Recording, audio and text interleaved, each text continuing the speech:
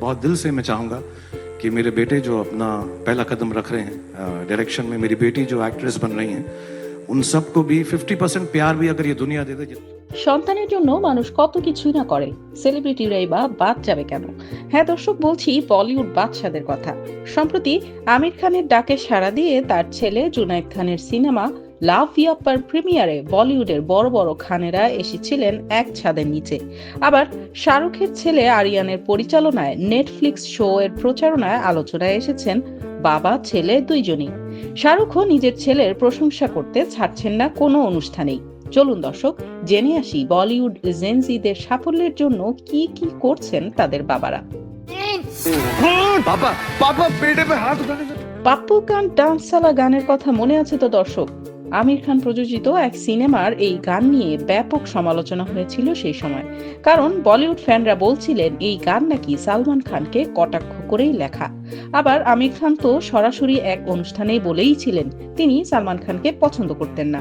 বলিউডে star কিডদের movie launch হবে, আর সেখানে বলিউডের ভাইজান না থাকলে কি চলে? তাই তো আগের সব মান অভিমান ভুলে সালমান খানকে নিজের ছেলের সিনেমার প্রিমিয়ারে নিয়ে আসেন আমির খান। সালমান খানও আর দুঃখ পুষে রাখেননি।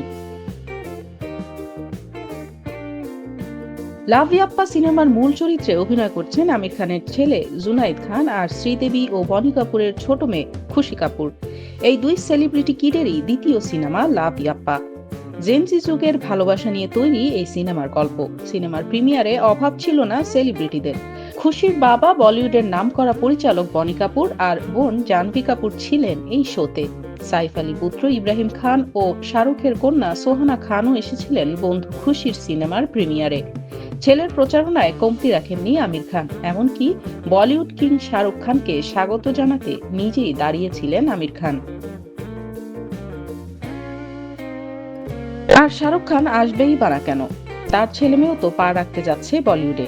নেটফ্লিক্সে আসছে শাহরুখ পুত্র আরিয়ানের প্রথম কাজ। ব্যাডস অফ বলিউড নামের এই শোতে পরিচালক হিসেবে অভিষেক হয়েছে আরিয়ানের। আর শো এর টিজারেই বাজিমাত, যেখানে দেখা যায় বারবার বাবা শাহরুখকে অভিনয়ের কসরত করাচ্ছেন আরিয়ান। এক পর্যায়ে শাহরুখ রেগেমেগে বলেই ফেলেন, বাপের রাজত্ব পেয়েছো? আর আরিয়ানও বলে হ্যাঁ। মজার এই টিজার ইতিমধ্যেই মন কেড়েছে নেটিজেনদের। শাহরুখও বলছেন তাকে দর্শক যেই ভালোবাসা দিয়েছেন তার অর্ধেক ভালোবাসাও যদি সন্তানেরা পায় সেটাই অনেক। তো দর্শক, কি মনে হয় বড় বড় সেলিব্রিটিদের পরের প্রজন্মের ভবিষ্যৎ আসলে কেমন হবে? দর্শকদের মন জয় করতে পারবে কি তারা?